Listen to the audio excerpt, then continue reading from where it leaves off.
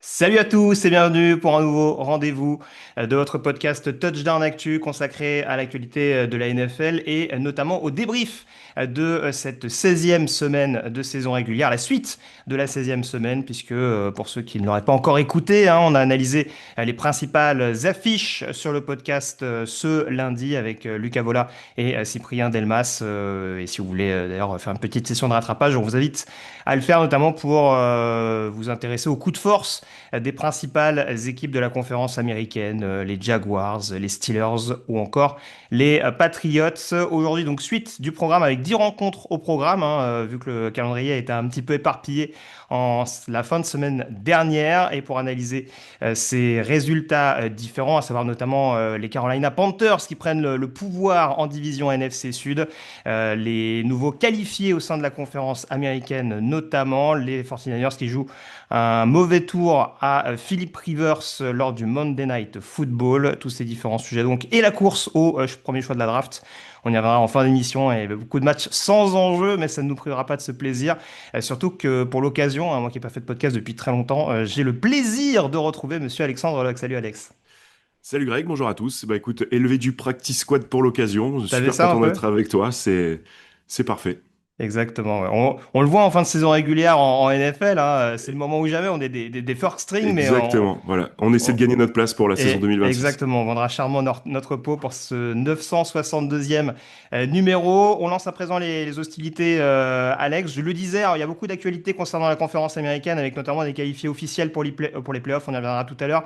Maintenant, vu qu'on a analysé assez profondément la l'AFC hier, on va faire un focus sur la conférence nationale où c'est un peu moins excitant, on va pas se mentir, notamment sorti de la division NFC West.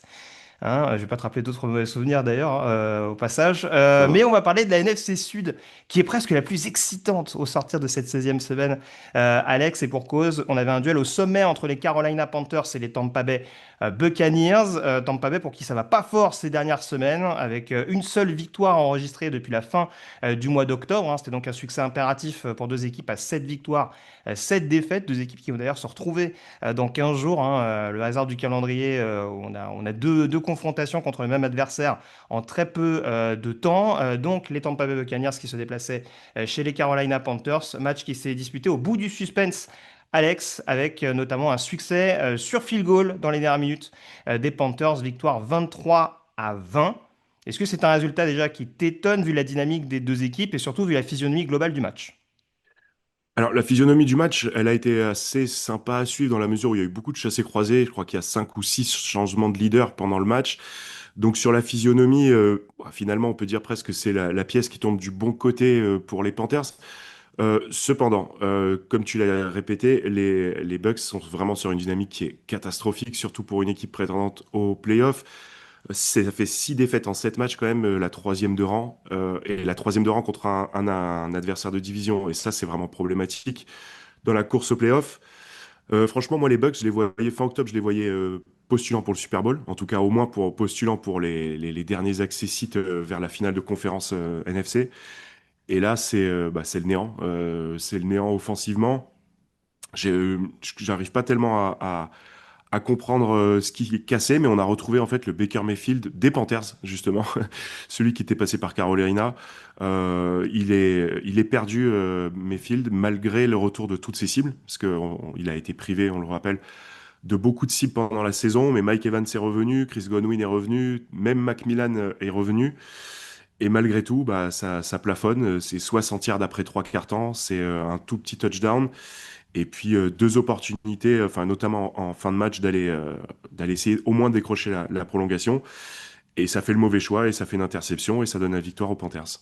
Ouais, avec une erreur de communication notamment entre Baker Mayfield et Mike Evans, ce qui est clairement pas commun et ce qui a notamment permis au safety rookie Leffen Romson en effet de mettre un terme à cette partie. Alors, je voulais qu'on mette plutôt l'emphase sur le vainqueur, les Panthers, mais tant qu'on est sur les Bucks, on va peut-être terminer là-dessus, puisque en effet, c'était vraiment, tu le disais, un gros prétendant, une équipe qui avait commencé par 5 victoires en 6 matchs sur le début de saison. Alors en effet, on l'a dit, il y a une infirmerie qui a été assez chargée tout au long de la campagne. Maintenant, c'est vrai que paradoxalement, on a l'impression que plus les joueurs reviennent, moins les résultats suivent. On avait vu de manière assez étonnante la semaine dernière Todd Boyles sortir un peu de ses gonds hein, pour un coach qui était assez taciturne, on dira, habituellement, en tout cas par rapport à d'autres coachs de la ligue. Et pourtant, on a l'impression que le message ne passe toujours pas. En tout cas, tu le disais, à l'instar de Baker Mayfield, on a une équipe qui paraît un peu amorphe, même en fin de match. Est-ce qu'on touche un peu, alors on ne veut pas faire du saccage de coach pour le principe, mais est-ce qu'on commence pas sérieusement à toucher les limites de ce que peut apporter Todd Bowles à cet effectif? Bah, écoute, Todd Bowles, ça fait quand même maintenant quelques saisons qu'il est là, et c'est vrai qu'il n'y a pas beaucoup d'évolution. Alors la défense reste toujours solide, mais est-ce qu'il n'a pas été porté, notamment les deux dernières saisons, par ses coordinateurs offensifs qui sont devenus head coach? On le rappelle, bah, là il affrontait son ancien coordinateur offensif, Dave Canales, qui est maintenant à la tête des Panthers, et Liam Cohen, qui a aussi plutôt pas mal de succès du côté des Jaguars. Est-ce que c'était pas eux en fait qui faisaient le succès et que bah, les Bucks rentrent un peu dans le rang? C'est possible. Honnêtement, moi, j'ai pas de. C'est une des escouades offensives les plus fournies de la ligue, parce que voilà, j'ai cité les noms et on peut rajouter Bucky Irving ou même Rashad White qui peut faire le complément dans le jeu au sol. Et franchement, bah, ça tourne pas quoi. C'est honnêtement, c'est pas beau à voir. Et comme tu l'as dit, il n'y a pas de révolte. Et ça, là, effectivement, c'est plus le head coach. On sait que c'est pas forcément peut-être le plus charismatique, le plus énervé aussi, comme certains. Dans un autre style, il pourrait rappeler un head coach de NFC Nord qui joue en vert et or. Mais Il l'a placé, c'est bon. voilà, c'est fait. Mais, mais ouais, Todd Bowles, je pense que là, il y aurait besoin de créer un peu de révolte et malheureusement, ça vient pas. Ça va commencer à devenir compliqué. Là, il reste 2 semaines, donc c'est la semaine prochaine ou jamais. Et tu le disais, alors c'est vrai que la défense fait le travail, mais même là, on a quand même la sensation qu'il y a quelques petits trous d'air. Je pense au touchdown de JT Sanders, où même si Bryce Young fait un super boulot dans une défense qui est censée être réputée sous la coupe de Todd Bowles comme les celles de Tampa Bay, en zone rouge comme ça, c'est quand même, ça fait quand même un petit peu tâche de se faire, entre guillemets, ouvrir de la sorte. Et c'est vrai qu'encore une fois, ce qui pose tout simplement un problème, c'est de voir une équipe qui n'arrive pas à gérer les fins de match dans une période où, enfin, alors qu'habituellement, c'est une des équipes les plus clutch, notamment dans le sillage de Baker Mayfield, qui est capable de rafuter des défenseurs, enfin vraiment d'aller chercher des troisièmes ou des quatrièmes et longues pour caricaturer un peu. Et là, vraiment, ce rythme offensif dont tu parlais et cette dynamique tout simplement globale pour insuffler justement quelque chose de positif en interne, pour l'instant, on ne le retrouve pas. Alors, il n'y a pas péril totalement dans la demeure. Je rappellerai un petit peu les scénarios tout à l'heure qui peuvent encore permettre à Tampa Bay de rester en tête de la division à l'issue de la saison régulière. Il y a encore 2 matchs à jouer, on l'a dit, c'est deux équipes qui vont s'affronter. Mais c'est vrai que pour l'instant, c'est un peu perturbant. À l'inverse, puisqu'on a parlé des Bucks, parlons quand même des Panthers, parce qu'il y a une gestion des fins de match qui est compliquée pour Tampa Bay. Par contre, c'est un peu, on en parle peut-être un petit peu moins, mais Bryce Young, 14e victoire en carrière, dont 12 matchs qu'il a été chercher, on va dire, en fin de partie, puisque là, c'est un field goal qui récompense notamment un bon drive offensif. Il y a une connexion également qui se fait bien, qui continue de bien se faire, en tout cas avec Tech McMillan, avec le 7e TD du receveur rookie. Vraiment, ça y est, ça commence à être l'attaque de Bryce Young, ce secteur offensif des Panthers. Ouais, enfin, franchement, complètement. Je trouve que Bryce Young, il a vraiment progressé. Alors, de façon linéaire, l'année dernière, il a été énormément critiqué. On a même pensé que c'était déjà fini pour lui, la NFL. Et cette année, bah, semaine après semaine, je trouve que c'est de plus en plus sérieux. Alors, face aux Bucks, tu l'as dit, la défense est réputée. Il n'a pas particulièrement explosé. Enfin, il a pas fait de dinguerie dans le bon sens du terme. Par contre, il était hyper sérieux, hyper appliqué. Il a fait les bons choix. Le touchdown pour Sanders, effectivement, qui fait la bascule, ça en est la preuve. Il a de bonnes lectures. Euh, Honnêtement, alors, il est loin encore des quarterbacks élites, mais c'est hyper rassurant pour les Panthers, surtout quand on se rappelle tous les investissements qu'ils ont fait pour aller le chercher, ce que ça a coûté. Et la connexion avec Macmillan, elle est vraiment prometteuse. Autour, ça reste peut-être encore un petit peu léger au niveau des cibles, mais mine de rien, ça fait le travail. Il a été pas en plus hyper secondé par son jeu au sol, parce qu'il n'y a pas un coureur qui sort du lot, contrairement à ce qu'on a pu voir plus tôt avec Dodell dans la saison ou même Chuba Hubbard en tout début de saison ou la saison dernière. Et Ouais, c'est malgré 100, tout, c'est 100 yards en cumulé, dont une voilà, course de 25 yards de Jimmy Horn et 20 yards de c'est Bryce ça, Young lui-même. Ouais. exactement. Donc c'est pas dingue pour le binôme Hubbard-Dodell, on pouvait attendre mieux. Et malgré tout, alors c'est vrai qu'il y a Vita Vea en face, c'est pas non plus n'importe qui, mais quand même, euh, moi je trouve que c'est vraiment positif. Je l'ai vraiment trouvé posé et calme. Tu l'as dit à la fin du match. Il aurait pu aller faire même encore mieux et enterrer complètement le suspense avec un touchdown. Ça bute un petit peu sur les derniers yards, mais son ultime drive, moi, je l'ai trouvé hyper rassurant. Oui, avec notamment, encore une fois, un Macmillan avec qui il tournait bien et pourtant il va chercher une passe profonde à destination de Jalen Coker, hein, qui n'était pas forcément mise en évidence jusque-là sur ce match-là. Donc on n'a pas hésité à prendre des risques dans le secteur aérien de la part de Bryce Young. Et en effet, il y a un côté, je trouve pour l'instant, game manager plus plus, hein. C'est vrai que c'est une formule un peu toute trouvée, mais c'est vrai que ça fait son troisième match de suite sans interception, en ayant joué notamment les Rams et les Buccaneers, qui ne sont pas les premières défenses venues.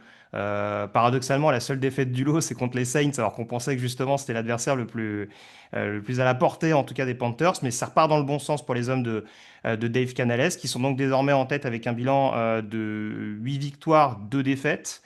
De 8 victoires, 7 défaites, pardon, j'étais sur les deux touchdowns de Bryce Young au moment où je donnais la fiche statistique. Tampa est à 7-8. Pour préciser, donc Carolina peut remporter sa division ce week-end. Il faut pour cela battre les Seahawks, match que vous pourrez suivre d'ailleurs dimanche à 19h, à 18h55, prise d'antenne, sur M6+. Et dans le même temps, Tampa Bay se déplace à Miami. Alors on peut considérer, Alex, que Tampa est encore un peu favori, hein, vu la forme des Dolphins, on en parlera tout à l'heure. Mais pour l'instant, rien n'est moins sûr, sachant que, encore une fois, si Tampa réussit à s'imposer, les Bucks ont leur destin en main en recevant Carolina en dernière semaine. Oui, on potentiellement peut avoir une très belle finale en semaine 18 parce que tu l'as dit, les calendriers de la semaine qui vient sont plutôt, bah, laissent penser en tout cas qu'on se dirige vers ce scénario avec peut-être une victoire face aux Dolphins qui ont l'air d'avoir un peu lâché et les Seahawks qui sont peut-être quand même plus forts que les Panthers. Et je pense que les Panthers vont regretter, enfin, en tout cas, vont forcément aborder la semaine 18 en regrettant énormément la double défaite contre les Saints, qui était quand même une équipe sans, supposément plus faible. Et ces deux défaites font qu'ils ne sont pas encore qualifiés, alors que ça aurait pu être le cas, et que bah, il va falloir aller peut-être gagner à Tampa. Alors sur ce qu'on a vu ce week-end, honnêtement, ils peuvent le faire. Il y a pas de, ils ont pas à rougir. Tant que Mayfield retrouve pas son mojo et sa connexion avec ses receveurs, les Panthers, pour moi, restent maîtres de leur destin. Tout à fait. Pour la précision, hein, les Panthers qui n'ont pas enregistré de saison positive depuis bien longtemps, est-ce que tu te rappelles la dernière année? Est-ce que tu l'as Alors, vu je l'ai noté passer? parce que j'ai fait le résumé du match. Ça fait 10 ans, il me semble que. Pratiquement, ouais. Ouais. Donc, je sais plus De- si c'est l'année où ils vont au Super Bowl ou l'année d'après. Alors, c'est 2017 Ah, officiellement. 2017, Donc, donc c'est un voilà, peu. il y avait en effet 2015 avec le titre de division sous la coupe, bien entendu, Cam Newton et sa saison MVP. Mais en effet, dernière saison positive 2017, donc ce sera un mini événement. On n'y est pas encore, hein, parce que on leur souhaite pas, mais bon, s'il y a des fêtes contre les Seahawks et les Bucks, bon, bah, on passera tout ça sous le tapis et on attendra une année de plus. Mais c'était toujours pareil, la NFC Sud, ça nous excite pas au niveau des champions de division, mais ça reste toujours un minimum indécis jusqu'au bout. Et 2025 ne fera pas exception à la règle. On enchaîne, si tu veux bien, Alex, du coup, en restant dans la conférence nationale, avec notamment le match qui se disputait dans la nuit de lundi à mardi, puisque les San Francisco 49ers se déplaçaient sur le terrain des Indianapolis Colts. Alors, c'est l'actualité parce que les San Francisco 49ers sont qualifiés pour les playoffs, hein. Alors, ils ne le sont pas à l'issue de ce match, il était déjà en entrant sur le terrain du Local Field Stadium. Mais en attendant, il fallait pour les Niners confirmer tout ça, surtout qu'il y a toujours un titre de division NFC West à aller chercher. Et le travail a été fait, Alex. Victoire 48-27. On s'est fait peut-être un petit peu peur jusqu'en début de dernier quart-temps, mais globalement, il y avait quand même une classe d'écart entre les deux équipes. Oui, en fait, c'est ça, le score, le tableau d'affichage est resté assez serré. Malgré tout, on n'a jamais senti vraiment les 49ers sous la menace des Colts. Alors, est-ce que c'est l'effet équipe un peu décimée et en perte de vitesse, ou est-ce que c'est juste la sérénité que dégageaient les 49ers? Je pense que c'est un petit peu les deux. Euh, je- Ils ont joué comme une équipe qui se prépare aux playoffs. Et ça me rappelle vraiment les années des 49ers où ça va très loin en playoffs. Alors, C'est vrai, il manque deux éléments vraiment très importants en défense. Mais de l'autre côté du ballon, je les ai trouvés vraiment pour le coup rassurants. Ah, Purdy, il a la joué. vieille garde est toujours là, hein. Ouais. Et, alors, si tu parles de Trent Williams, quand tu Entre vieille garde, autres. parce que Brock Purdy, il a vraiment joué dans un fauteuil. Hmm. Il a distribué notamment à George Kittle en début de match et à toutes ses autres cibles, parce que je pense qu'ils sont au moins de. Enfin, il y a Jennings qui marque, il y a Robinson qui marque. Enfin, donc vraiment distribué. McCaffrey, lui aussi, s'est fait ouvrir des boulevards par Williams. J'ai notamment en tête une course où Williams fait du Williams au sol. Et, euh, et du coup, quand tu as ce trio Purdy, McCaffrey, Kittle qui tourne comme ça, avec des cibles, j'allais dire, annexes qui complètent bien, dans l'attaque dirigée par Shanahan, ça peut faire du dégât dans une NFC qui semble quand même malgré tout resserrée et sans vraiment une tête qui dépasse. Ils seront pas forcément bons à prendre. Voilà. Alors après, il y a cet inconnu avec la défense qui, sous la houlette de Robert Saleh, reste très solide. Il manque les playmakers. Il manque Warner, il manque Bossa. Il y a peut-être un petit fantasme sur le retour de Fred Warner à un moment en janvier, mais bon, rien n'est moins sûr. Mais ces 49ers, là, ça monte en puissance. Vraiment, j'ai trouvé serein et concentré. Oui, comme tu l'as dit, il y a un savant mélange. Alors, on ne le découvre pas avec Kyle Shanahan, hein, même si encore une fois, son côté parfois un peu grande gueule fait que on le loupe pas au moindre faux pas. Mais en tout cas, je trouve qu'il y a cet alliage en effet entre l'expérience justement des tauliers, hein, notamment en effet le trio McCaffrey, Kittle, Williams qui a tourné à plein régime sur ce match-là pour épauler efficacement le gros match de Brock Purdy et ses 5 passes de TD. Et puis en effet, cette politique du next man up, hein, du prochain joueur prêt à prendre sa place, enfin prêt à faire ses preuves, un peu comme nous dans ce podcast, dès que l'occasion s'en fait sentir. Il y a une interception de Dee Winter en fin de match notamment, hein, parce que tu Ouais, parlais de pick Fred Warner six. sur le Ouais. poste de linebacker. Donc voilà, globalement, c'est quand même une équipe qui reste bien coachée, qui est peut-être en manque en effet de playmaker, notamment en défense. Ça se ressent peut-être un peu sur le pass rush.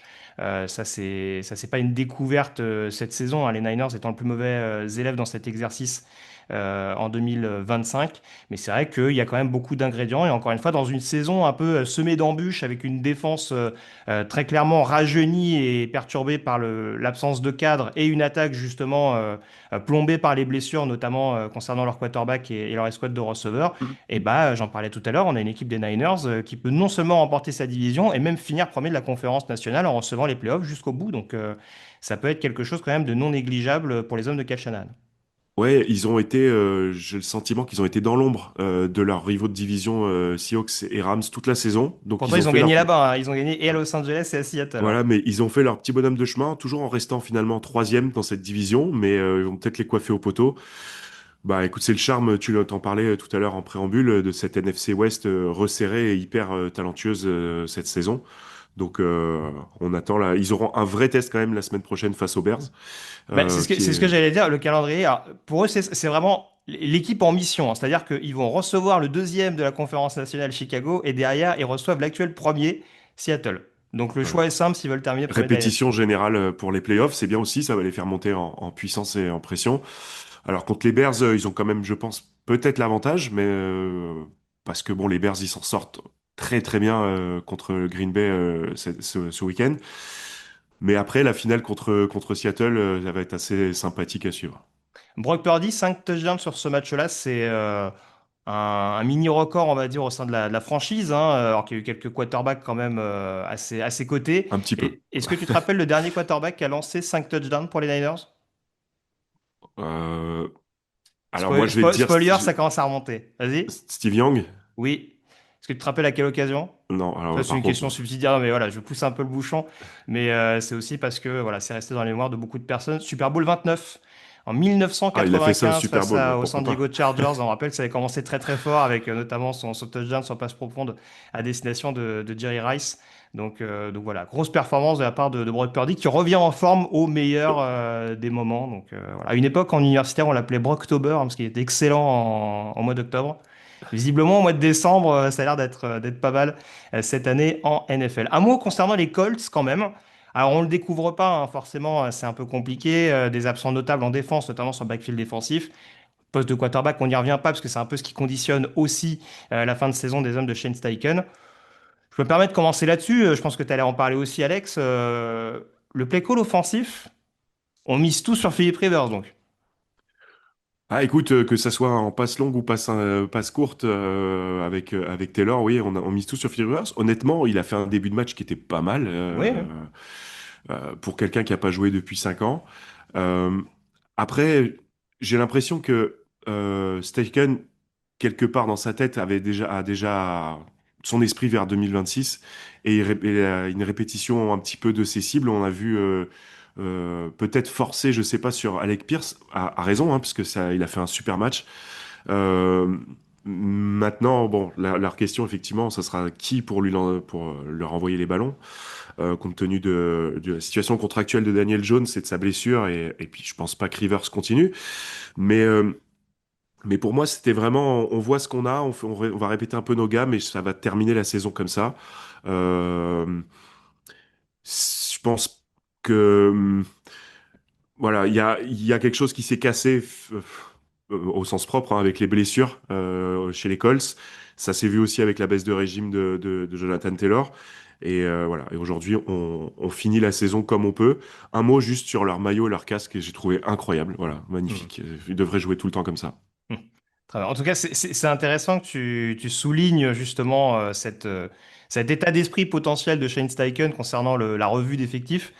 Parce que, aussi étrange que ça puisse paraître, hein, bon, oui et non, parce que les Colts c'était quand même dominé la FC en début de saison régulière. Indianapolis est toujours dans le coup, hein, pour les playoffs, hein. Ils sont toujours potentiellement qualifiables à portée de tir des Texans qui vont jouer en dernière semaine de saison régulière. Donc, mais je te rejoins, c'est sûr que la dynamique est clairement contraire. Et là, en plus, bon bah. Bah, La défense peut pas tenir le coup quand l'attaque est pas au rendez-vous. Mais c'est vrai que je parlais du play call offensif. C'est plus sur le côté 38 passes, 20 courses. Alors je sais que les Niners, on en parlait tout à l'heure, sont un peu plus efficaces sur le run-stop que sur le pass-rush depuis le début de la saison. Mais là, c'est clairement un aveu d'échec que tu fais un petit peu en début de match pour un coach qui en plus est quand même réputé sur le jeu au sol. surtout avec un jeu au sol qui a vraiment marché sur l'eau en début de Hmm. saison, c'est sûr. Maintenant, bon, je pense qu'après, il y a aussi les statistiques. Faudrait revoir en détail la fiche de match que j'ai pas en tête, le play-by-play, comme on dit, mais il a fallu lancer pour revenir parce qu'ils ont quand même couru après le score. On Hmm. rappelle qu'ils ont très vite été menés 14-0 parce qu'il y a un fumble sur le retour de kick-off qui redonne tout de suite la balle aux 49ers en début de match. Euh, Après, oui, je pense, enfin, mathématiquement, ils sont dans le jeu, mais comme tu l'as dit, les dynamiques sont inverses. On reviendra sur les Texans probablement tout à l'heure. Mais pour moi, ils sont hors jeu. Enfin, je pense qu'ils ont tiré un trait sur la saison. Ça fait déjà au moins 2 semaines. Enfin, il y a plus de quarterback. Ils ont lâché 2 premiers tours pour un cornerback qui est plus là. Enfin, voilà, c'est mauvaise fin de saison ou fin du rêve trop beau de début de saison. Voilà, mais pour préciser pardon, un petit peu le scénario, j'étais en train de revérifier le prochain adversaire d'Indianapolis. C'est Jacksonville à la maison, alors c'est pas forcément le meilleur adversaire à prendre en ce moment. Mais s'il y a victoire des Colts contre les Jags et s'il y a défaite de Houston à Los Angeles ce week-end, on peut avoir une finale Houston-Indianapolis, ou forcément Indianapolis sera outsider, Il mais faut, il faut espérer pour le suspense. C'est toujours sympa d'avoir des matchs couperés en 18e semaine. Ça fait comme un premier hmm. tour de playoff. Ça peut être sympa. Tout à fait. Voilà ce qu'on pouvait dire en tout cas sur les Niners et les Panthers, notamment à la conférence nationale. On va continuer donc sur la conférence américaine. Ça tombe bien, on parlait des Colts et on commençait déjà à se projeter un petit peu sur les différents scénarios qui pourraient impacter l'AFC Sud. Il y a un qualifié officiel dans l'AFC Sud, c'est les Jacksonville Jaguars, Alex, hein. C'était pas tombé officiellement hier quand Lucas et Cyprien ont fait leur débrief. La défaite des Colts qualifie de fait officiellement donc les Jaguars, hein, qui pourront remercier les Colts donc ce week-end lors de la cérémonie d'avant-match, dira-t-on.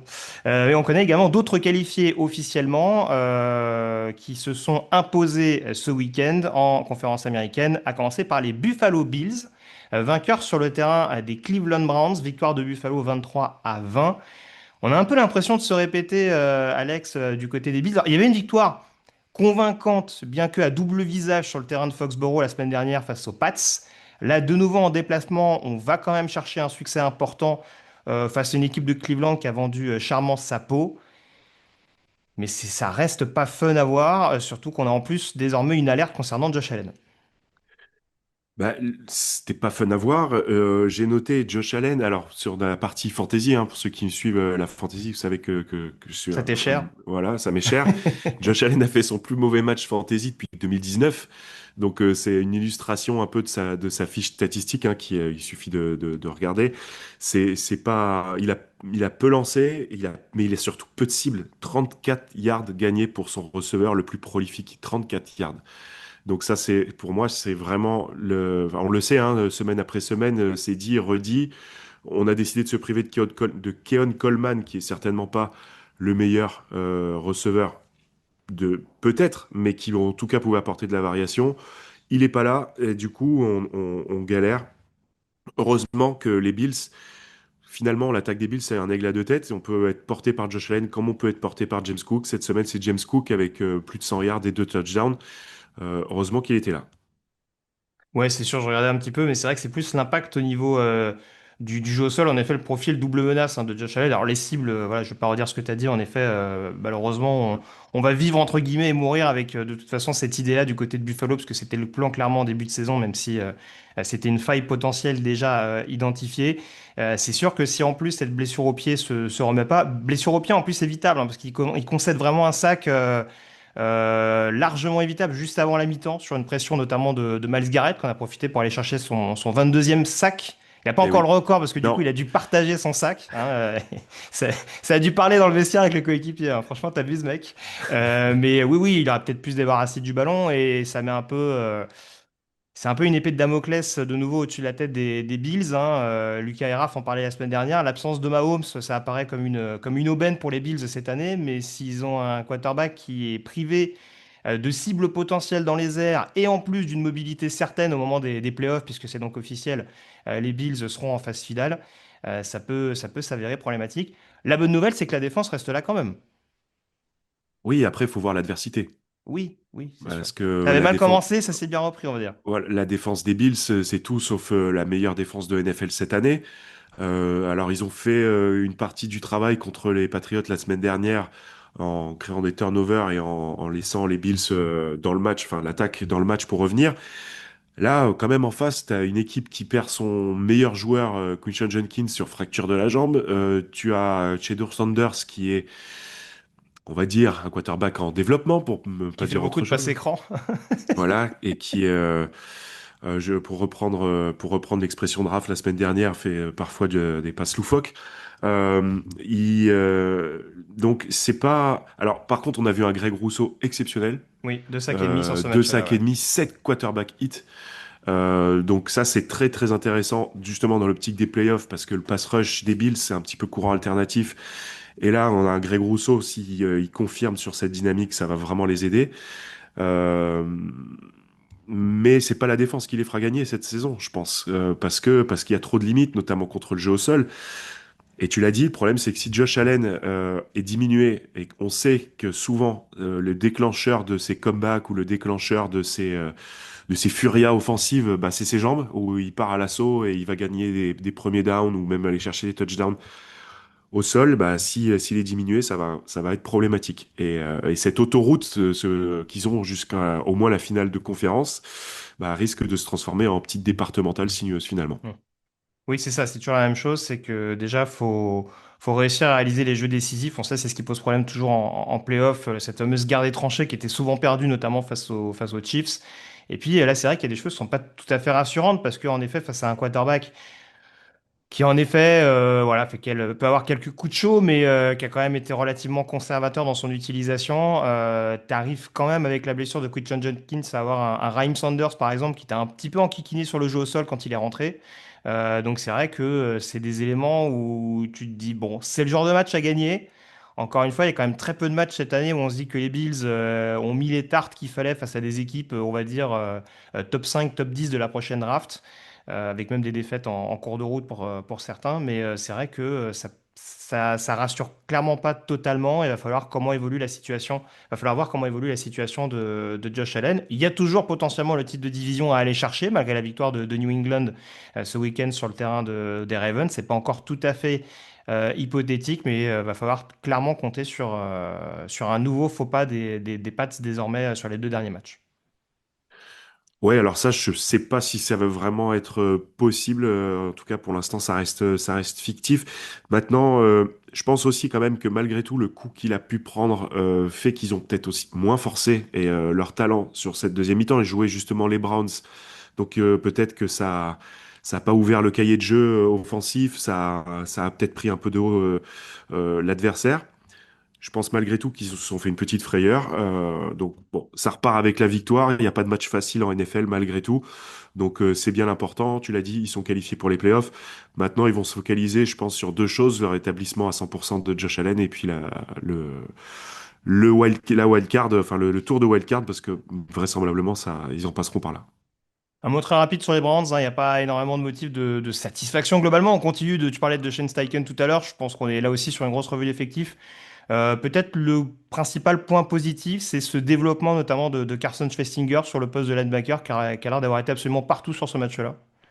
Ouais, bah Schlesinger, c'est pas une surprise vu sa saison. Franchement, il a été intéressant depuis le début, enfin quasiment depuis le début. Il est monté en puissance. C'est devenu l'homme à tout faire. Alors c'est bien parce que le second rideau des Browns, c'est quand même enfin, en tout cas dans mon esprit traditionnellement une faiblesse où il y a un renouvellement d'effectifs quasiment chaque année, à l'exception de Owuzu Karamoa, mais qui était pas là cette saison. Et là avec Schlesinger, bah je pense qu'ils ont un vrai bon capitaine du milieu. Donc c'est positif. Après, c'est une bonne défense. Donc c'est Myles Garrett. Alors à voir si s'il continuera. Hein. Peut-être qu'il va partir vers d'autres cieux pour aller jouer le titre. Même si ça va être un petit peu compliqué. Mais il y a de bons éléments dans cette défense. Et voilà, Schwestinger en fait maintenant clairement partie. Oui, c'est un peu paradoxal de mettre en vedette un linebacker côté Browns sur un match où Cook fait 144 yards, mais il y a eu beaucoup de plaquages manqués par ailleurs de ses coéquipiers. Je ne l'ai pas dit d'ailleurs, James Cook, 9e match à plus de 100 yards cette saison, record égalé de Vernon Thomas à l'époque. Je parlais des années 90 avec Steve Young. Bon, on continue de dépoussiérer un peu les livres d'histoire aussi en cette saison 2025 chez certaines formations historiques de la NFL. Et puis, quand on parlait de l'attaque des Bills aussi, 2 sur 8 sur troisième tentative. Ça va être un point à améliorer, même si en face, on avait quand même une solide défense. Autre équipe qualifiée pour les playoffs, Alex, certains ont pu la suivre, hein, peut-être toi y compris dimanche soir sur M6+. Les Chargers sont allés s'imposer sur le terrain des Dallas Cowboys. Victoire 34-17. Furie offensive en première mi-temps. Match un peu plus cadenassé en deuxième. La bonne nouvelle, c'est qu'en tout cas, les Chargers continuent de pouvoir s'adapter à leur adversaire du jour. Ouais. Et alors moi je vais y aller direct. Est-ce qu'il est pas là le favori de la conférence américaine? Parce que franchement, les Chargers, là, Josh Herbert, tu vois, je fais un mélange des deux. Justin Herbert, il est en mode MVP. Ça fait quelques semaines que ça monte. Là, il a fait un match incroyable. Il donne des galettes dans les mains de ses receveurs en profondeur. Le touchdown de Johnston. Il y a une autre passe sur Johnston. Je sais plus si c'est en fin de deuxième quart-temps ou au troisième quart-temps. Enfin, vraiment, il distribue pareil sur le touchdown de McConkey. Il va chercher les yards avec les jambes, ce qu'on le voyait pas franchement faire les saisons précédentes. Là, il fait encore des courses plein fer.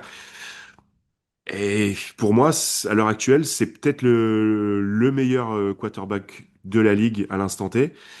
Et il est bien équipé. Alors, c'est vrai qu'ils ont perdu quand même, c'est pas rien, leurs deux tackles avec Alt et Slater. Donc Oui, ça il y risque, avait même Pip Kims qui était absent à côté droit sur voilà. ce match-là. Ouais. Donc ça risque peut-être en playoff, ça peut poser un souci. On sait que des fois ça se joue beaucoup sur le pass rush, notamment les Chiefs qui ont perdu des Super Bowls à cause de ça. Donc mais pour moi c'est la seule faiblesse parce que il a une escouade de cible qui est complète. Il a un Omarion Hampton le rookie qui revient après avoir été blessé, qui revient bien et qui fait un bon match. Il a une défense avec des playmakers sur à tous les postes, qui concèdent 0 points en deuxième mi-temps. Donc tu l'as dit, match cadenassé, mais 0 points face à l'attaque des Cowboys, Ouais. c'est pas négligeable. Et puis il y a le coach, le duo de coach, enfin le trio, parce qu'il y a le coordinateur offensif également, mais Jesse Minter, le coordinateur défensif, fait un super travail. Et bah, John Harbaugh, on en dit ce qu'on veut, Jim Harbaugh, pardon, on en dit ce qu'on veut, mais c'est un bon coach. Je l'avais dit quand il a pris les rênes des Chargers, c'était pas forcément le choix qui faisait réjouir tout le monde. On pensait que ça allait être un jeu minimaliste, mais on sait que bah, il amène souvent ses équipes loin. Donc voilà, les Chargers, ils sont là, ils sont bien là, et il va falloir aller les prendre parce qu'ils sont forts des deux côtés du ballon. Oui, c'est pas un Brandon Staley qui va tenter toutes les quatrièmes tentatives, mais le jeu à l'ancienne est globalement bien assuré. Et là, sur ce match-là, vraiment, on s'est adapté à l'adversaire, hein. On avait en face une défense qui pouvait être extrêmement permissive, comme elle l'a été Ouais, depuis le début de la saison dans les airs, et on s'en est pas privé. En introduction, j'allais faire un très mauvais jeu de mots. J'allais dire, Herbert, t'as pas été un bras cassé sur ce match-là, mais c'est sûr que c'est son quatrième match de la saison à plus de 300 yards à la passe. C'est son premier d'ailleurs depuis sa blessure au bras, hein, concédé, on le rappelle, en novembre dernier sur le terrain des Jaguars. Et c'est surtout son premier match sans sac concédé, hein. On parlait de la problématique tout à l'heure des tackles. Hasard ou pas, hein, il se retrouve sans pression. Enfin, en tout cas, il se retrouve avec un minimum de temps pour pouvoir lancer et il fait le match qu'il fait, parce qu'en plus, il y a aussi une course assez importante en deuxième mi-temps qui permet de ouais. faire la différence.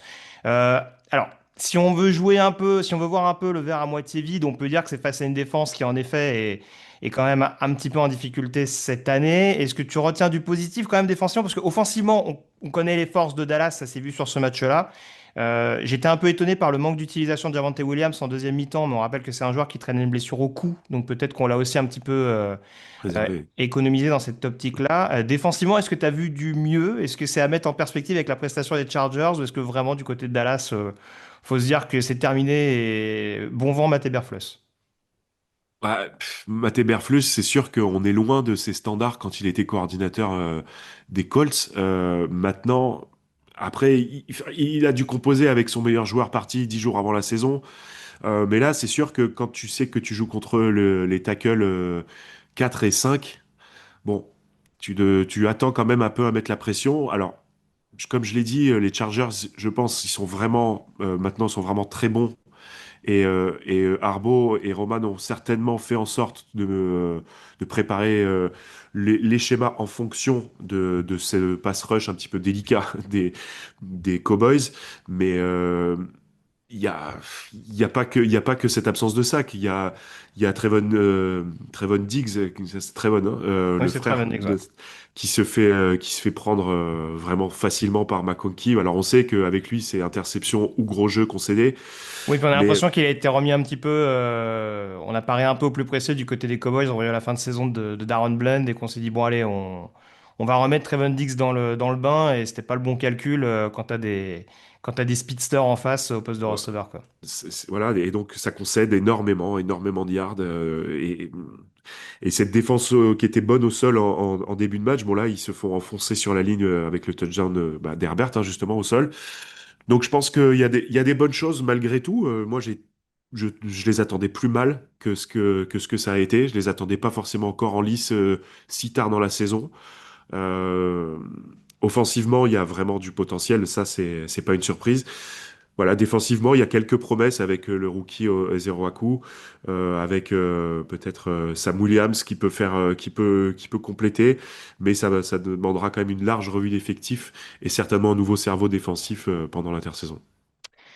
On peut enchaîner du coup sur les Houston Texans qui sont pas officiellement qualifiés au sortir de cette semaine de saison régulière, mais qui ont de nouveau fait un grand pas vers la qualification, à victoire 23-21 face aux Raiders, hein, une équipe qui était largement à leur portée. Pourtant, il a fallu s'employer, hein, pour les hommes de Demeco Ryans, qui ont été chercher un septième succès consécutif, Alex. Donc pour l'instant, les voyants sont au vert du côté de Houston. Maintenant, c'est quand même un match qui peut servir peut-être de piqûre de rappel en disant attention, on n'est pas totalement arrivé à l'orée des phases finales.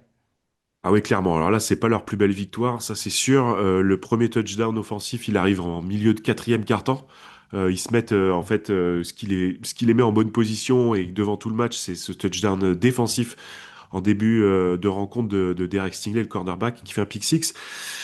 Derrière, ça a quand même toussé offensivement, du mal à se connecter avec Nico Collins, avec les autres cibles, notamment Jaden Higgins qui fait le rookie qui fait sa première réception assez tard dans le match.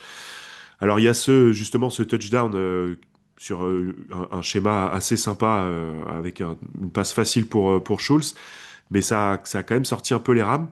Et quand en face, ce n'est entre guillemets sans injure que les Raiders. Hmm. C'est ça qui est un petit peu problématique, j'ai trouvé. Donc, comme tu l'as dit, piqûre de rappel. Là, maintenant, on va rentrer dans le vrai sujet avec une qualification à valider. Donc, je pense que ça a certainement dû, connaissant un peu, enfin, Demeco Ryans, pour le coup, lui, c'est je pense, un vrai meneur d'hommes. ça a certainement dû rappeler un peu les bases à son effectif après cette rencontre. Donc on verra le week-end prochain, mais vraiment pas terrible. Et alors, il y a un truc qui pêche vraiment dans cette attaque, c'est le jeu au sol. Alors, la ligne offensive, elle est vraiment pas bonne, et ça Mm. ne joue pas que sur le pass pro, parce que le jeu, là, ils étaient privés de Woody Marks, le rookie, et du coup, hormis la courge de Nick Chubb en fin de match, qui les fait gagner, hein, parce qu'il va chercher une première tentative qui scelle un peu la rencontre, le reste, c'est quand même pas terrible. Oui, c'est sûr que tout au long de la saison, ils n'ont jamais vraiment trouvé un remplaçant décent, en tout cas en termes de régularité à Joe Mixon. Et en effet, ça peut se payer, surtout que, en effet, dans le domaine aérien, tu parlais de la ligne offensive tout à l'heure, avec l'absence de certains tackles. Si les Texans arrivent en playoff, je ne sais pas si on sera totalement rassuré par leur O-line, qui a été moins friable forcément sur ce match-là, mais bon, ils avaient les Raiders en face. Mais on restera toujours un petit peu inquiet au moment d'avoir des Ed Ingram ou un Aaron Tercery, notamment le rookie sur le côté droit. C'est le huitième match. Enfin, celui-là n'est pas concerné, mais en tout cas, il y a eu 8 matchs sur 16 cette saison pour les Texans sans marquer plus de 20 points. Donc, ça donne à peu près une tendance, surtout que là, t'en marques que 23 entre guillemets face à une équipe qui lutte pour le premier choix de la draft. Donc c'est sûr qu'il va y avoir beaucoup, beaucoup d'éléments à mettre en place, sachant que tu as quand même CJ Stroud qui est ton quarterback titulaire, qu'il est censé avoir une cible hyper fiable avec Nico Collins. En effet, ça inquiète un petit peu du côté de ces Texans qui ne pourront pas éternellement se remettre à la défense, même en playoff. Non, puis là, la défense, bah, mine de rien, elle a encaissé un petit peu de points. C'est pas si souvent, on peut le signaler. Alors, c'est pas par des joueurs banals et anonymes, hein. C'est Ashton Genty qui fait peut-être son meilleur match de sa saison rookie et l'incontournable Brock Bowers. Mais quand même, le deuxième touchdown de Genty, pour le coup, je trouve que c'est une vraie largesse défensive. On n'en a pas l'habitude chez les Texans. Donc oui, serrage de vis à venir s'ils veulent s'ils veulent vraiment voir les matchs de janvier. C'est ça, deux big plays, un à la réception et le deuxième dont tu parlais à la course. C'est 128 yards au sol, c'est pas sa meilleure perte de la saison parce que c'était contre Chicago en début d'année, mais c'est en effet face à l'un des meilleurs run-stop supposément de la ligue. Et pour information, c'est le cinquième touchdown à la réception cette année pour Ashton Jeanty. C'est le premier running back rookie à le faire depuis Alvin Kamara et Christian McCaffrey en 2017. Donc Prometteur pour sa carrière. ça place un peu le bonhomme, a priori. Et puis du côté des Raiders, je pense qu'on regrettera également l'excès de pénalité, 9 pénalités, notamment sur la dernière série offensive des Texans qui visait à faire couler l'horloge, hein. Il y a cette passe interférence de Darian Porter sur une troisième et 20 qui a sonné le glas de Las Vegas. Donc là aussi, des ajustements à faire de la part de Pete Carroll et de son coaching staff. Donc on attend à voir. Les données sont simples, hein. Pour un petit rappel, vu qu'on parlait des playoffs et qu'on va parler à peu près à présent pardon, des autres rencontres. Conférence AFC, on a donc 5 qualifiés désormais. Les deux derniers spots, il y en a un qui se jouera entre les Steelers et les Ravens et un qui se jouera entre les Texans et les Colts. Hein, sachant que bah il y a un Pittsburgh-Baltimore et un Houston-Indianapolis en dernière semaine de saison régulière, hein. On l'a dit, peut-être que le scénario pourrait nous emmener à ça. Et puis en NFC également, 5 équipes qualifiées. Les deux derniers spots se joueront respectivement. Il y en a un qui se jouera donc au sommet de la NFC Sud entre les Panthers et les Buccaneers. Et l'autre spot se jouera entre les Packers et les Lions. On rappelle que les Packers ont gagné les deux matchs, les deux confrontations directes face aux Lions et qu'ils peuvent d'ores et déjà obtenir leur ticket ce week-end en cas de victoire. Ouais, Voilà. pas sans Ravens, sans Lamar Jackson peut-être. Voilà. Voilà. Et dans le Wisconsin, on espère quand même que ça fera le travail, même si on a bien compris ton amour pour Matt Lafleur, qui n'est plus à démontrer. Bah, dans les deux cas, voilà, s'il y a victoire, il y a playoff. S'il n'y a pas victoire, il y a normalement plus la fleur. Donc bon, ça Très sera un bien. bon dimanche. Bon, en tout cas, on va parler d'une équipe d'NFC Nord pour continuer sur les autres résultats qui n'impliquaient pas de playoff, puisque les Minnesota Vikings étaient en déplacement sur le terrain des New York Giants. Alex, on peut pas vraiment dire qu'on était sur un festival offensif, hein, un match très cadenassé, victoire 16 à 13. Ce qu'on retient, c'est que les Vikings continuent bien, notamment sur des bonnes bases défensives, hein. Un sixième match de suite, d'ailleurs, sans concéder pardon, de touchdown dans les airs. Ça a été un match très compliqué globalement pour Jackson Dart. Sortie sur blessure, encore une fois, de JJ McCarthy. Bon, cette équipe des Vikings, elle va finir avec un solide 8-9, plein de Un panache. encourageant, un encourageant 8-9. Alors franchement, amoureux du beau jeu, passez votre chemin. Vous infligez pas ça parce que 33 yards à la passe pour les Giants. Ouais. Il n'y a pas eu une passe complétée par Dart, je sais pas si tu allais en parler. Il n'y a pas eu une seule passe complétée avant la fin du deuxième quart-temps côté Giants. Ah non, tu vois, j'avais même pas noté cette stat.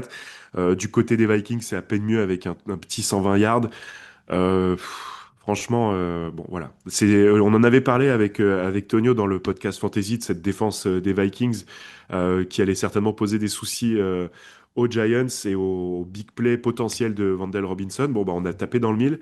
Il fallait bien laisser Wandale Robinson sur le banc en fantasy parce que bah l'attaque des Giants, bah, elle s'est pris de plein fouet cette excellente défense et qui ne peut que faire regretter, comment on pourrait dire ça poliment, par rapport à l'attaque des Vikings. Bon, on va dire une équipe qui se cherche.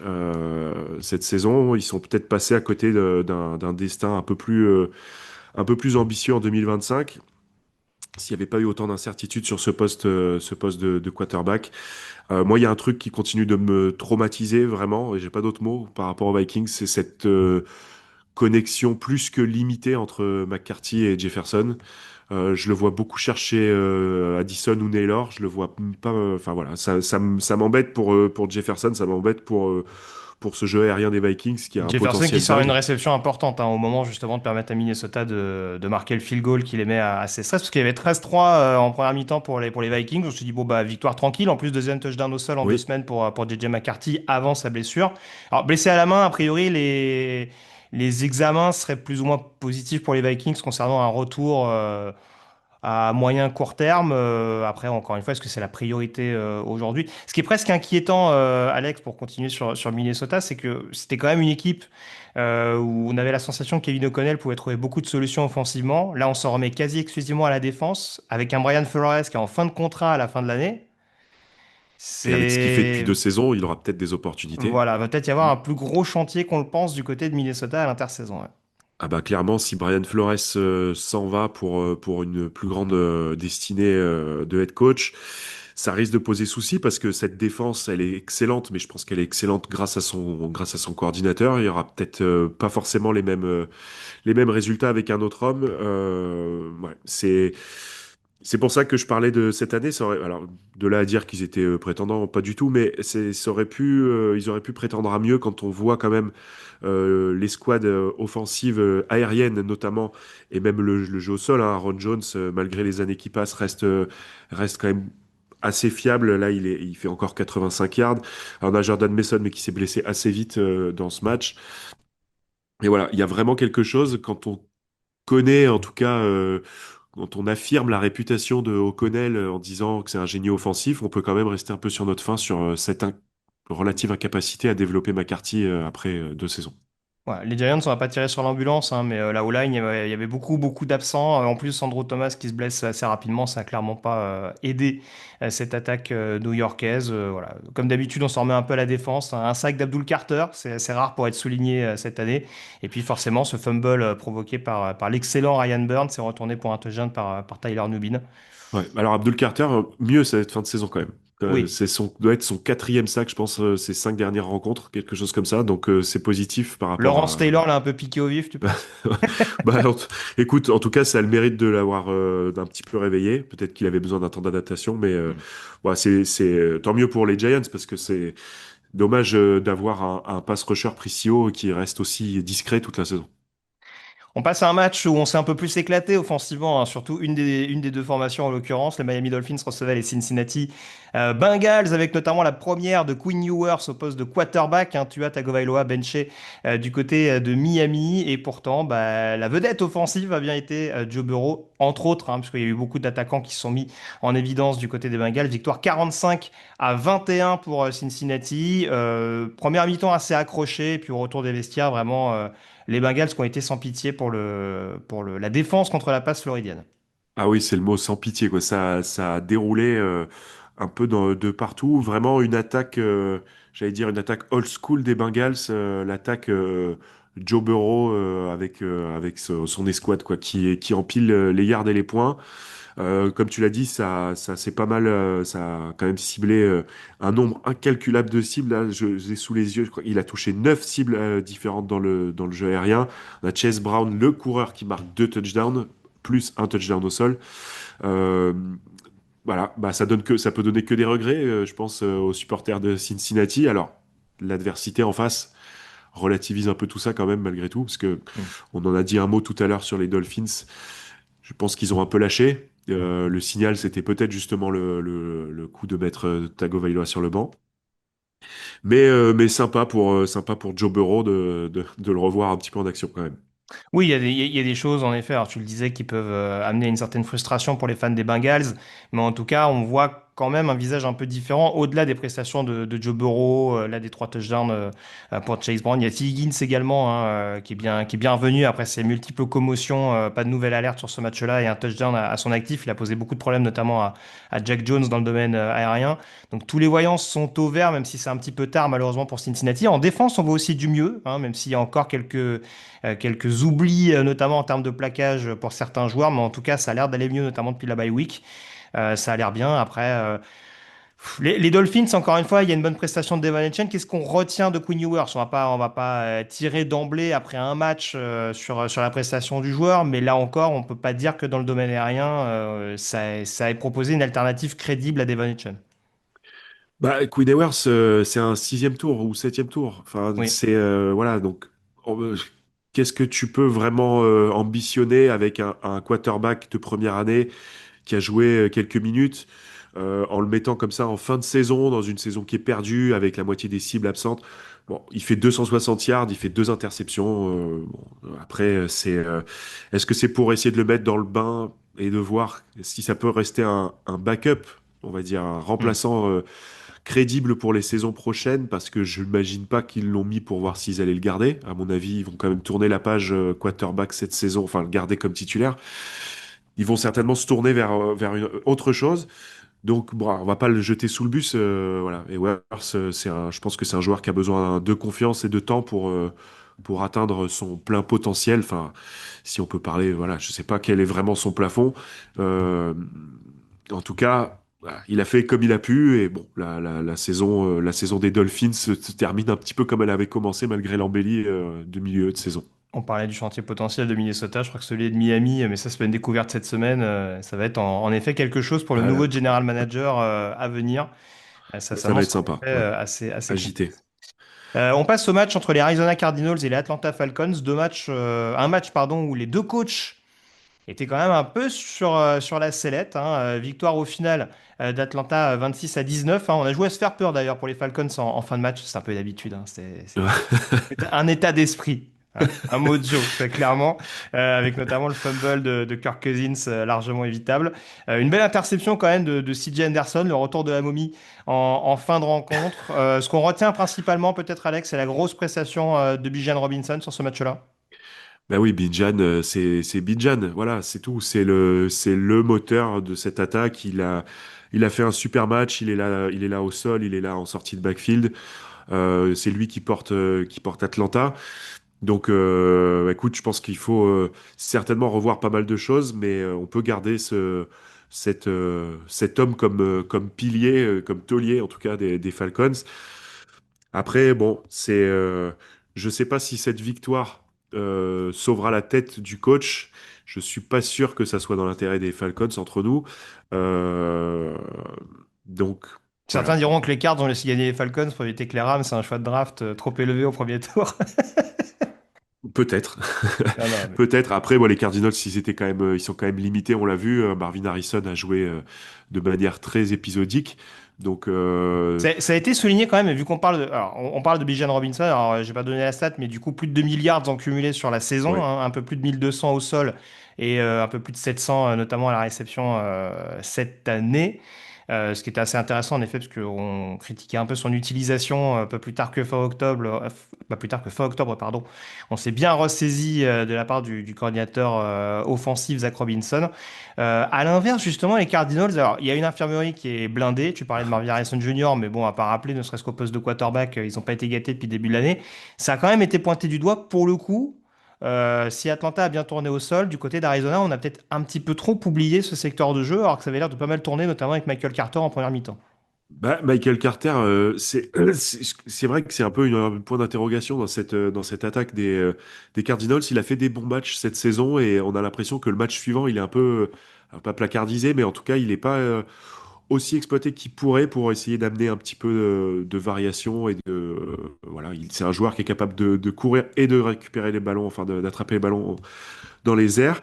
Donc c'est spécial cette attaque des Cardinals pour ce match. On a vu un Trey McBride. Alors est-ce qu'il a été bien muselé ou est-ce qu'il a été soigneusement évité par Brissett juste pour me faire perdre mes match-up fantasy? Je sais pas. En tout cas, voilà, c'est un de ses plus mauvais matchs, en tout cas un des plus discrets de la saison. Et du coup, bah, on a des Cardinals qui sont un petit peu bah, comme chaque semaine, finalement. Septième défaite de suite. Ils sont à 3-12, hein. Ils sont toujours en course pour le premier choix de draft. Voilà. Bah, après, clairement, je pense que c'est dans leur viseur d'être le plus haut possible pour aller chercher leur nouveau quarterback. Donc, c'est pas surprenant. Tu disais pour faire baisser le choix des Rams, enfin, le choix des Falcons qui appartient aux Rams, mais c'est aussi peut-être effectivement pour aller essayer de se mettre en bonne position pour un des quarterbacks dont on parlera plus tard dans l'hiver. Oui, c'est sûr. Voilà. C'est vrai que là, alors, le truc, c'est qu'en interne, on va dire oui, Jonathan Gannon est clairement sur la sellette. C'est sûr que pour le GM Monty Ossenfort, on peut quand même se dire que vu le nombre d'absents dans un roster qui était prometteur au premier abord, on peut se dire qu'on peut lui laisser un sursis d'une année supplémentaire. Mais c'est vrai que les choix sont un peu curieux, notamment offensivement, où il y a un play call qui, quel que soit le personnel, parfois laisse un peu à désirer. Ouais, je te suis. Alors, je pensais pas que ça arriverait hein, cette année, mais donc l'avant-dernier match dont on va parler concerne les Kansas City Chiefs. Incroyable. En déplacement sur le terrain des Titans. Et je ne pensais pas dire ça il y a encore quelques semaines, mais donc large victoire de Tennessee face à Kansas City à Qu'est-ce la qui est le plus maison. incroyable, l'élimination des Chiefs ou la large victoire des Titans sur les Ah, Chiefs? je sais pas. Mais bon, forcément, ce match a été un peu conditionné. On va mettre les pieds dans le plat tout de suite. Victoire 26-9 des hommes de Mike McCoy. Aussi, alors on ne sait pas si le scénario aurait été inverse si Gardner Minshew était resté sur le terrain, mais en plus, pour ne rien arranger, une semaine après la déchirure des ligaments croisés pour Patrick Mahomes, blessure au genou également, bah, les ligaments également qui ont été touchés pour Minshew. Et c'est le troisième quarterback, Chris Oladokun, qui est rentré en cours de jeu. Alors, il y a deux, on va dire, il y a deux choses qui se télescopent côté Kansas City. C'est que bah, déjà, on a un troisième quarterback qui n'a pas réussi à faire avancer l'attaque. Et mine de rien, la défense a eu pas mal de fil à retordre face à un Cam Ward assez inspiré sur cette partie. Eh oui, Cam Ward, je l'ai noté. Est-ce qu'il rendrait pas sa meilleure copie de sa saison rookie, avec plus de 200 yards, 2 touchdowns, aucune interception. Alors, en Euh, termes de yards, c'est pas son meilleur match, mais c'est son meilleur taux Sur de passe complétant. Oui, oui, oui, voilà, oui, oui, je vois l'impression globale, ouais, le en termes de rendu global de rendu. sa saison. Mais en termes de statistiques, il a 75% de passes complétées. Ça, c'est son meilleur bilan. Alors, on peut peut-être minorer justement par rapport à cette adversité. Là aussi, c'est quand même toujours assez dingue de le dire parce qu'il ne jouait que les Chiefs de 2025 éliminés qui avaient mis énormément de joueurs au repos. Hein. Je crois qu'il y Hmm. avait beaucoup de titulaires qui avaient été écartés. Donc, ça peut minorer un peu tout ça. Pour autant, bah, c'est toujours intéressant pour un jeune quarterback de voir quand même, je trouve, qu'il y a des petits progrès au fur et à mesure de sa saison qui avance. Euh, de là à dire que c'est bon augure pour les Titans pour 2026, j'irai pas jusque-là. Mais en tout cas, voilà, tu l'as dit, le mot c'est inspiré pour Cam Ward, avec sa connexion avec ses rookies qui continuent à tourner quand même pas mal. Ces six rookies, Ayo Manor et Chimère Dickey, qui est encore marqué. Donc voilà, la jeunesse au pouvoir dans l'attaque aérienne des Titans, c'est pas mal. Ouais, même Ty Spears hein, qui prend efficacement le relais de Tony Pollard. Il y a une classe assez jeune qui est vraiment intéressante. Hein. C'est peut-être plus sur la ligne offensive qu'il faudra ajuster tout ça. Quatrième défaite de suite en parallèle pour les Chiefs. On parlait tout à l'heure des équipes à qui les défaites posent plus vraiment problème désormais. Bon, bah, Kansas City, je pense que ça va être clairement assumé. Ils vont nous faire une Niners il y a quelques années quand Jimmy Garoppolo se blessait, quoi. Bah écoute, il y a de grandes chances que ça soit effectivement une année pour mieux repartir. Maintenant, ça dépendra quand même de l'état du genou de Patrick Mahomes et la capacité de revenir assez tôt dans la saison, parce que se blessant tard dans la saison, dans cette saison veut dire retour peut-être tardif l'année prochaine. Il y a quand même du travail aussi dans cette attaque des Chiefs. On parlait tout à l'heure des cibles des Bills. C'est un petit peu le même combat du côté de Kansas City. Enfin, bientôt d'ailleurs, qui ne sera plus Kansas City, Missouri, Oui, il y a un déménagement à venir dans le Kansas, tout à mais fait. Ouais. Kansas City, Kansas.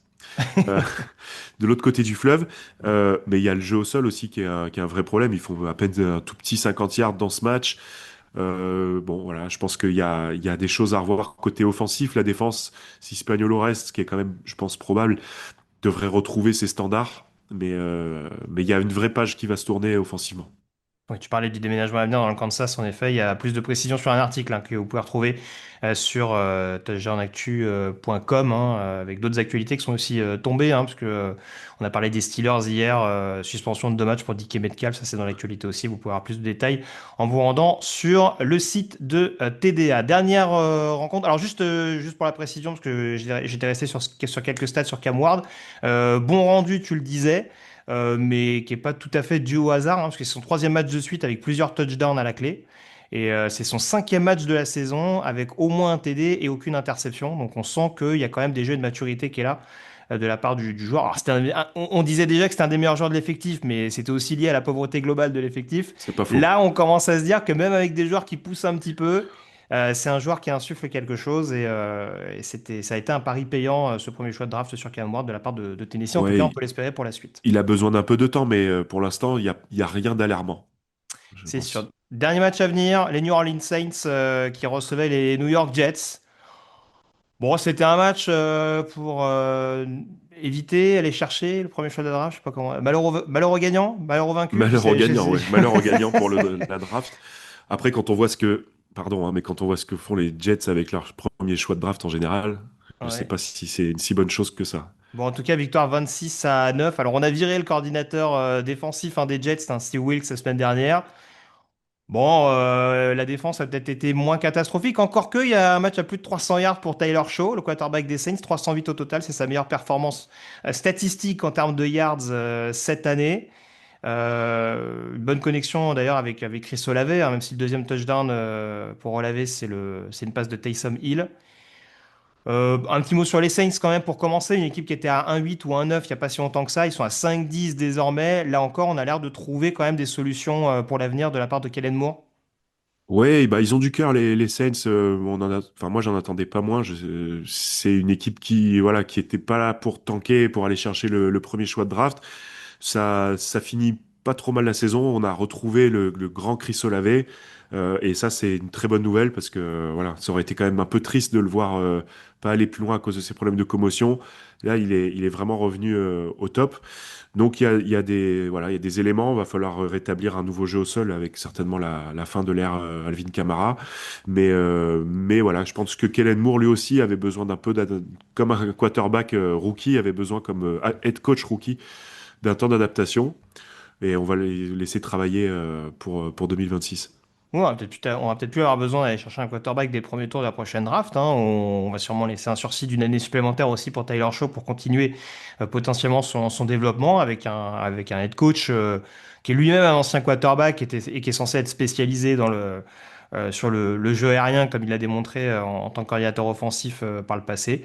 Mais donc vraiment de bon augure ce qu'on voit de la part des Saints avec pas mal de pression aussi. Alors encore une fois du côté des Jets, on parlait de chantier tout à l'heure. Alors là, vraiment, c'est une ville entière à refaire. On a l'impression, c'est incroyable. En défense, alors, la stat continue, toujours zéro interception en 15 matchs. Je pense que tu allais J'allais en te le dire, parler. j'allais te le dire. On est parti, on est à l'orée d'un record qui ne pourra jamais être battu. C'est ça qui est incroyable. Clairement, égalé au mieux, mais en tout cas, ils sont sur des grosses bases. On rappelle qu'Aaron Glenn est lui-même un ancien cornerback et un spécialiste défensif et qui avait beaucoup d'interceptions chez les Lions l'année dernière, notamment de la part des safety. Bon, bah là, cette année, ça saute clairement pas aux yeux. Je prenais que l'exemple des interceptions parce que c'est celui qui en ressort le plus, mais on rappelle que c'est une équipe qui a 25 sacs cette année. 31e de la ligue, pour une équipe qui était habituellement top 10 sous la coupe de Robert Saleh, malgré tous les autres problèmes qu'il y avait au sein de l'équipe. Et puis bah, offensivement, on va pas taper sur Brady Cook, on sait que c'est une solution un peu par intérim, mais 2 sur 15 sur troisième tentative, il n'y a pas grand-chose qui a fonctionné face à pourtant une des défenses qui est pas non plus une des plus ébouriffantes de la ligue. Donc vraiment du côté des Jets, vivement que cette intersaison arrive, on savait qu'on était sur une année de transition. Mais là, très honnêtement, et le pire, bon, tu parlais des choix de draft. A priori, on ne sera pas sur le premier choix parce qu'il y a un Raiders Giants ce week-end qui devrait conditionner en Le fonction du voilà. perdant le premier choix de la draft 2026. Mais oui, oui, il y aura des décisions à prendre de la part des Jets parce que clairement, le poste de quarterback va être une problématique, mais a priori, pas que. Non, bah ils ont laissé partir, enfin ou laissé. En tout cas, ils ont fait partir leurs deux meilleurs défenseurs, hein, Quinn Williams et Sauce Gardner, contre des tours de draft. Donc ils sont refaits en tour de draft pour les prochaines saisons. Et je pense que ça va essayer de bâtir. Alors tu parlais de saison de transition 2025, ça sera encore le cas 2026 à minima. Je vois pas comment ils pourraient être postulant à quoi que ce soit l'année prochaine, vu le chantier. Mais voilà, maintenant la question qu'il faut se poser peut-être aussi, c'est est-ce que Aaron Glenn, avec cette tambouille quand même défensive malgré tout, enfin même si certains joueurs sont partis, est-ce qu'il mérite d'être le head coach encore l'année prochaine? Est-ce que c'est lui l'homme de la situation pour faire progresser les Jets? Ou est-ce qu'on se tourne déjà vers quelqu'un qui va vraiment faire, enfin, repartir sur une construction? Alors construction comme à New York, c'est un peu aux Jets, c'est un peu tous les 2 ans, enfin aux Giants aussi d'ailleurs. Donc voilà, ça va être Oui, on va dire que que l'année prochaine, il y l'épisode aura à plus suivre. l'année prochaine, il y aura plus les contrats très encombrants d'Aaron Rodgers et de Davante Adams à digérer. En tout cas, beaucoup moins. Donc, c'est sûr que ça changera clairement la donne pour le general manager en place. Mais ouais, là, très honnêtement, ils n'ont jamais vraiment existé sur ce match-là face à New Orleans. Ça a été un duel de kicker pendant la majeure partie de la première mi-temps. Et puis derrière, extinction des feux de la part de New York. Donc on attend cette fin de saison régulière qui intervient dans une quinzaine de jours. Voilà globalement ce qu'on pouvait dire donc sur cette 16e semaine, sur les derniers résultats de cette 16e semaine de saison régulière. Je te remercie Alex, ça a été un plaisir d'être en ta compagnie comme d'habitude. Plaisir partagé et un honneur. C'est gentil. Et du coup, on vous rappelle que vous retrouvez également la preview cette semaine, hein. On ne perd pas les bonnes habitudes, même en cette semaine de festivités liées à Noël, avec Alain Mattei et Nitinia Simon qui seront sur le pont, exceptionnellement, pour cette émission preview, pour vous analyser là encore une semaine qui sera pas mal découpée, hein, avec des matchs le jeudi, le vendredi, le samedi, le dimanche. Enfin voilà, il y en aura pour tous les goûts. Pas un seul jour sans match de football américain au programme. Donc restez bien connectés, notamment sur touchdownactu.com pour cette folle semaine à venir et cette folle fin de saison, tout simplement, avec donc toute l'actualité, notamment sur touchdownactu.com ainsi que sur les réseaux sociaux qu'on vous invite à consulter régulièrement. On vous souhaite, bien entendu, d'excellentes fêtes de fin d'année. À toi également, Alex. Merci, bonne fête à tout le monde. Et à très vite donc pour un nouveau numéro du podcast de Touchdown Actu. Salut à tous.